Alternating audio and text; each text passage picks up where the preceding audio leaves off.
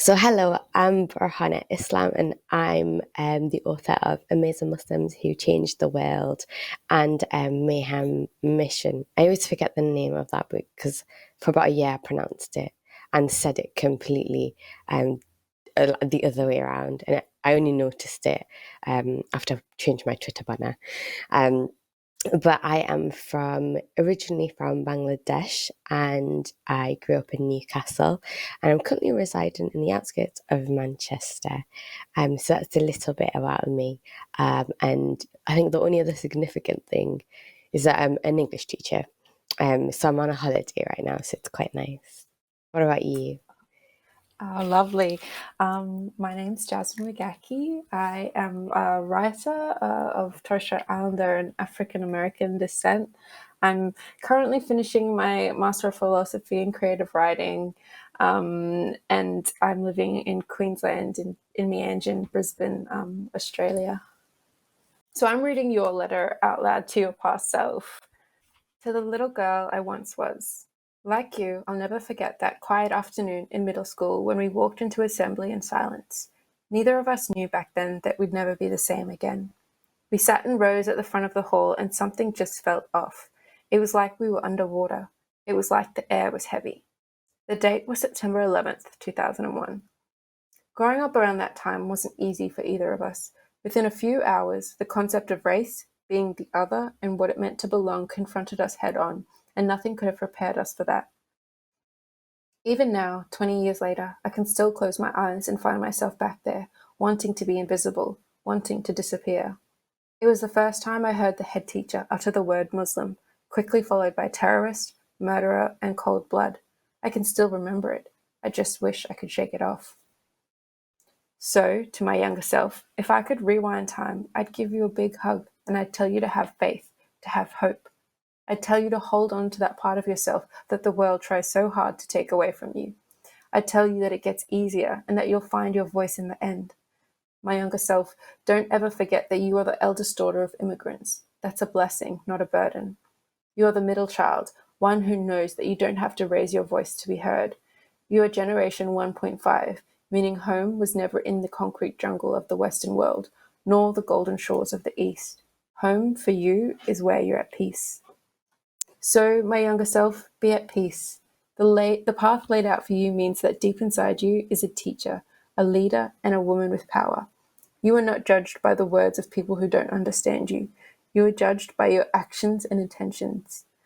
My younger self, know that you are a Muslim with both agency and influence. You will demand respect, know your self-worth, and finally find a home that no one can take away from you. Yours, the woman you'll become.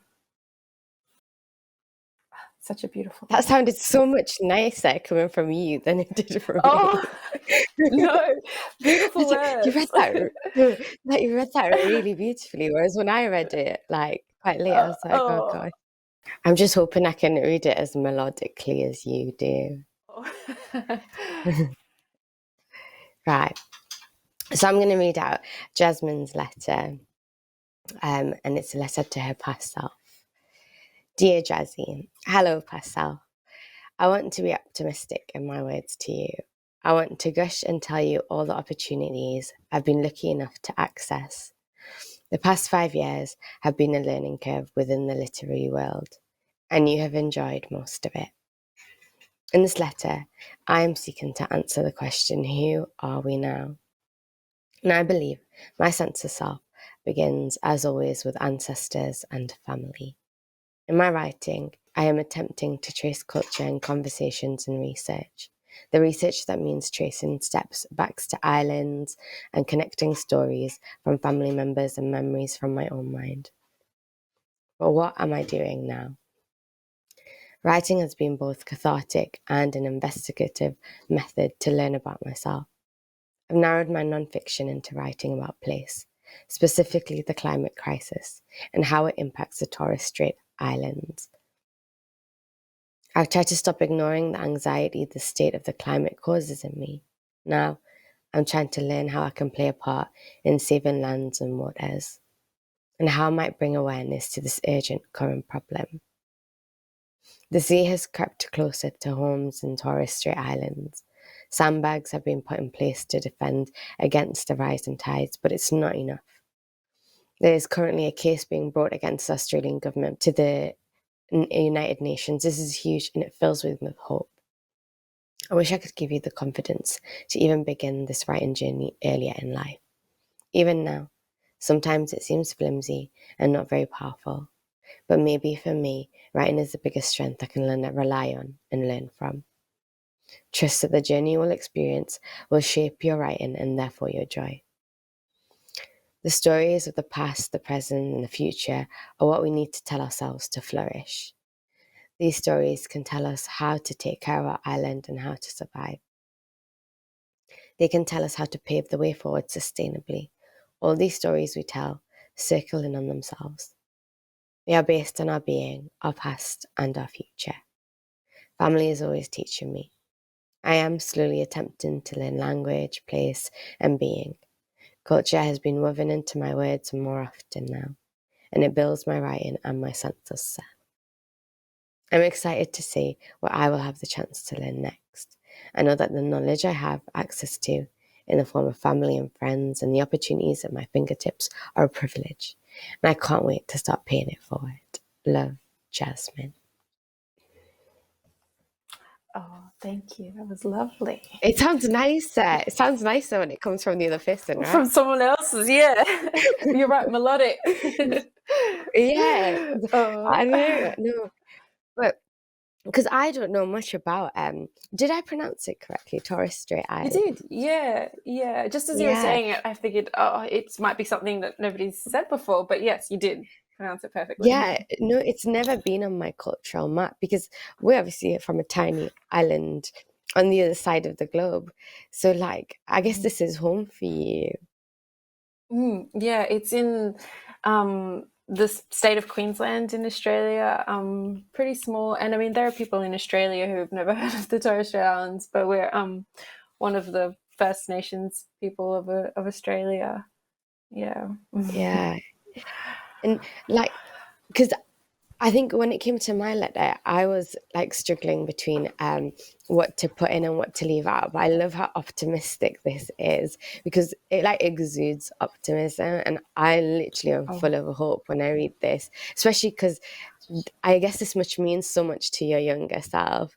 But like, how did you know how much like hope to put in it and how much to kind of be like pragmatic about it? Because the world isn't as like straightforward and as like you know what I mean as like As a kind letter as can kind of yeah seem, yeah, yeah yeah, we can yeah put down. I don't know. Yeah, I don't know. That's a good question. I think it was. I think that's just kind of how I see reading and writing. It's always been a escapism for me. So I try to use it as a tool for hope for myself, at least. I hope. I'm glad it kind of came across that way to you, because yeah that's, I guess, my intentions when I'm writing. But that's yeah funny because I also kind of saw hope as a strong theme in your letter. Was that wasn't your intention as well, or? no I know I wanted the hope to be there. It's because I feel like yours, like what I loved about yours is the sense of activism and the sense of purpose. And it's like, right, like this is about this huge big picture and we've got some meaning. And I read it and I'm just like, oh wow, you can tell that this is something that's quite big and quite powerful. I think I don't know. I think for mine, like, because I think I struck upon that memory, and I still remember that. And I think for me, it was like Mm, a balance between like a memory that really stayed with me and that really like shook me at the time because I was really young, um, mm, and yeah, I wanted to make sure that there was hope at the end of it, but also to have like that like real life realism, like actually mm, it's not as kind. Do you know what I mean? I don't know if that definitely. was normal for my younger self, but it's just I don't know. I don't know if that makes sense. Just that idea of like be real about it. Yeah, I think I felt like I was definitely in that moment with you, in school assembly, and I could feel what you were describing. I think you did that so well. And when you were talking about, that othering and the feeling of othering is something, I felt as Yeah, a young person, but never really had a name for it until I was older. Yeah. And reading that letter made me think about things when I was younger that, put me in a place of feeling different, but not understanding why. Yeah, because the concept of othering, like Mm, it, unless there's like a strike and defining moment, it's something that um, like you never realize. I remember I had a cousin who did not know that she was a different, or she was, I guess she was privileged in that sense. She didn't know that she was a different race to her peers until she was about 16. And I was like, whoa, how did you get to 16? yeah, How did you get to 16 and not look in the mirror and be like, well, I am a bit different? But yeah, I was like, I don't know if that's a yeah, blessing or a curse in yeah. some sense. A bit of both, Yeah, maybe. maybe. um, But yeah, I think it just makes you wonder, like, at which point do you feel like home it is like wholly your home? yeah. Do you think about being othered in a different way now that you're an adult? I think there's a lot going on in England right now, and I think we've over the past about 5 years um, we had it depends on which way you look at it. We've had two rhetorics kind of at play. There's like this xenophobic one that really pushed um, like our political arena and things like that, and the way Brexit happened, and just the COVID vaccine and the way it was rolled out, and how it affected certain communities really just shed light upon the inequalities. um, but at the same time, you have this other narrative being pushed where people are kind of shedding light on these things, um, much more than I feel like it was happening beforehand. So I feel like, again, there's always this balance, like where there is some exposure to some to some parts of, I guess, sinister parts of society that you didn't really realize were there were younger, as they're being kind of given the forefront. You've also got this counter argument of people kind of fighting against it, and then you realize like which movement do you want to be part of, and you align yourself with the movement that feels more at home. So I always feel like what a generation, I don't know if it's just me, but I always feel like generation 1.5 never have a sense of place. I don't know how you kind of perceive that, um, but I always feel like, because there's two worlds, and from Mm, the experience of other 1.5, as I guess if that's a word, um, I always find that we're neither really here nor there, so we kind of just figure out our place, and this is a means of figuring out our place, if that makes sense. mm. Yeah, I think so. If it's like figuring out place and identity sometimes, because it can be different from the people who came before you and the people you're, surrounding yourself with, or wherever you are. So, I love the fact that you focused on your ancestors, and I can tell that like means a lot to you. yeah, yeah, it was. I think so. I mean, I feel like I still have a lot to learn, and it's through through people who have come before that I guess I am learning um, culture and things like that. Yeah. Is you also mentioned your family? Do they play a big part in your writing? Yeah, definitely. Definitely. My latest one is just all about family. Um, Yeah, because it's but it's like middle grade and it's comedy. yeah, And I think in like the industry right now, there isn't, well, it was when I was growing up, there was nothing like, there was no mm, like Muslim protagonist that wasn't seen as the other, whereas in mine, like, he is not the other, everyone else is the other. um and my family play a huge role in that, because they played a huge role in like my own voice and like the person I became. And it's all I know. If I'm going to write something, I want to write something that I know. Um, I did shelve a project for a little while because I just wasn't familiar. Didn't feel like I was as familiar with it, but like nobody else knows like my experience. So I wanted to kind of share that. But definitely family played such a big part. But I guess for you, like, I feel like just as family did, setting did, when it came to your writing. yeah, yeah. I'm trying to put setting. It's hard when you don't live in the place that you're talking about. So I live in the same state, but not on the islands, and Yeah. I go up as frequently as I can, but it's expensive, and it's a couple of plane trips. But so I'm relying on memory and conversations with Yeah. family and their memory, and but writing about place and trying to make it seem like a real place to people who have never heard of it before is hard. Yeah. And especially in Australia, when I feel like they should have heard of it, but perhaps Yeah. haven't. Um, Yeah. mm, I wonder like how fairy tale like that seems almost, because it's like mm, I don't know, the way you can describe it, it's like a place that's both there and not there. Like it's got mm, presence, and it's like, because obviously it means so much to you and your family, but like for you mm, to say that like there are people in Australia, despite like its history and its heritage, that have literally never mm. heard of it, like that's like baffling. So Yeah, yeah, it is. It's definitely baffling. And that means what you're talking about is that representation and literature is really lacking here too. I mean, I love YA and write YA stories, and there are no YA fiction books anyway out there with Torres Strait Islander characters, and there's maybe only one adult book. So that's kind of where I want to see more of my people yeah, telling their stories and things like but that. like from their own mouths, like Mm. from Yes, themselves. Like yeah, definitely. how important do you think that is, like that it comes from you as opposed to somebody who tells your perspective of you? Because I do realize we have that problem in the industry. Yes, definitely. I think that's just where the authenticity comes, though, isn't it? It's how you can relate then as a reader.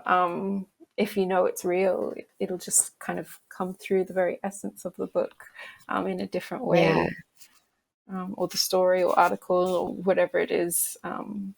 What do you think?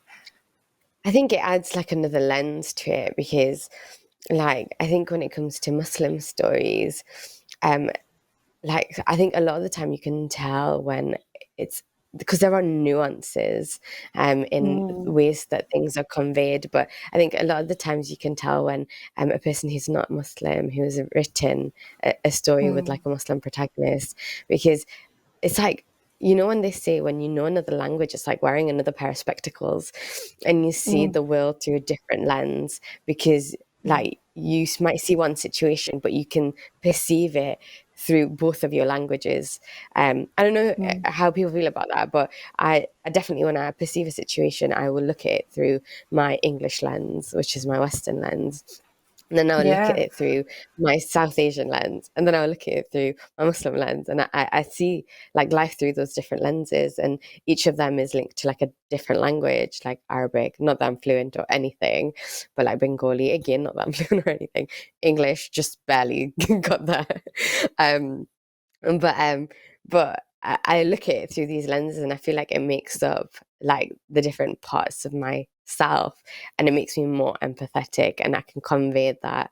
Whereas I feel like sometimes when um somebody who is not from that specific place is telling something through that lens, it becomes quite like tunnel vision, like it has to be seen this way. Um yeah, and there are a lot of shared experiences.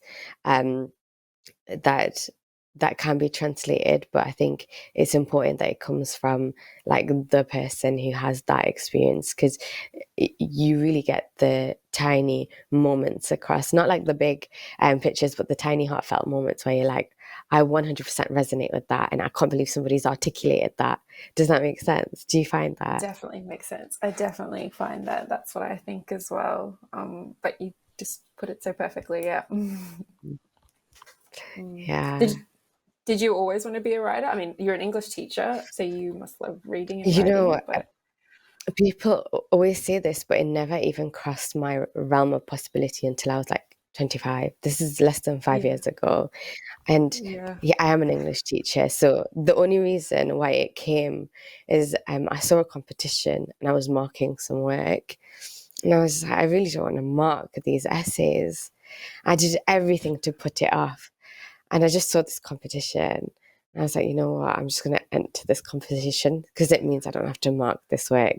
But it was never, no, but I like, I think that people, when I speak to a lot of writers, they're like, I've wanted to do this ever since I was a child. I used to write loads, but because I never saw like a writer Mm, like me, I didn't realize how important that was. But I just thought it was just reserved mm, for other people, and it like I never even saw myself in a book. So when somebody asked me what I wanted to be when I was older, I literally had no idea. And it was only when that competition came about that I was like, and bear in mind, I did it for fun. I'd never ever assumed that anything would come of it. I was like, oh, let me just write a little poem. And then I just sent it off to like a few people. And they were like, oh, wait, you should turn this. At the time, I think in America, verse novels are quite big. And they were like quite up and coming. And they were like, you should turn it into a verse novel. And it was only then did something come into fruition. Up until that point, it was never in my realm of possibility. It just, I never saw people like that. And I never thought mm, it could happen to me. What about you? I mm. didn't realize how big that was for me. Yeah, no, I'm the same. I mean, I always loved writing and reading, but I just didn't think like what you said. I thought it was reserved for other people, and Yeah. so I didn't even think about any other jobs in like the publishing industry that I could possibly get into. But when I finished my undergrad degree, I realized I just couldn't work in the field that I had studied. So I thought, why not just study something I like? So I did a few other kind of courses that were related to writing and editing, and it just opened up some pathways and internships, and that's where I realized I loved editing and that maybe I wasn't too bad at writing and could give it a go. Yeah, so Yeah. similar. No, that's really interesting because I wonder if we feel like because of the way the industry is, because I feel like it's only in the past 5 years it stopped being so gatekeepy, like ivory Mm, towers, castle walls, and I mm, wonder if like in a sense, I wonder how much of I was speaking to a friend of mine, how much of ourselves we seek validation through our work, and yeah, how that's true. like because we've both said, look at like what we've literally both said. You were like, I guess I'm all right at it, and even I was just like you know what I mean. We really like, and you know, if my students said that, I would have been like, no, you are a writer. Don't ever think Yeah. that. But then I forget to give that advice to myself, and like the Mm, second you said it, I was just like, I'm pretty sure you're good at it, otherwise you wouldn't be here. But then, like, look at that, yeah. But look at that yeah. imposter system syndrome that's really permeated Mm, ourselves, and like we feel like it's just something that we stumbled across. And I wonder to what extent, like, when are we going to give credit to our own talent? Because I certainly mm, don't do that. I'm just like, no. because I just heard you say, I'm all right at it. I'm like, no, don't say you're all right at it. Like, you've got meaning, you've got purpose. Like, I know that something's good is going to come out of it. But look at us Yeah. making it, like working it It's so much down. Like, easier oh, to yeah, to lift up other people than yourself, isn't it? Unfortunately. yeah. Yeah, I think Mm, like it's a good way to remind because right now I'm seeing you on the screen and I'm seeing myself in the little screen. I'm just like, why are we like I guess I wonder if it's like within ourselves to put ourselves down just in case it's like because we know that this isn't mm, our space. So we're like encroaching on mm, someone's space. But actually, to what extent should we reclaim it and take ownership of mm. it? Because he used to say that we don't have the same right everyone else does. Yeah, that's a beautiful way of putting it, and it's Wait, I've only inspiring thought of to it me. because of the way, yeah. I literally only thought of it because of the way you presented yourself there. I was just like, why is she doing that? Yeah, She's good. yeah. She's No, doing a but master's in that's it. it. No, but that's it. You're right, and I think it's a good reminder. Um, Yeah, a mm, reminder to ourselves, I think. A reminder to mm, ourselves. yeah, definitely. Well, it was really lovely reading your letter, and thank you for having this conversation. It was really insightful, definitely very inspiring. Yeah, same here. Thank you. I've been looking forward to chatting with you ever since I read your letter. It was lovely. Yeah, same. I was like, Mm, oh, like it's just so much like weight. Like I can feel the weight in that letter, and like how much mm, significance it would have same meant here. to someone so young. And I was like, wow, like it I must know. be I so wish we could powerful to actually read send that. them back. Hey, yeah. I know. I was thinking, is there a way to do that? But yeah, I think our past selves would be very proud of where we are now.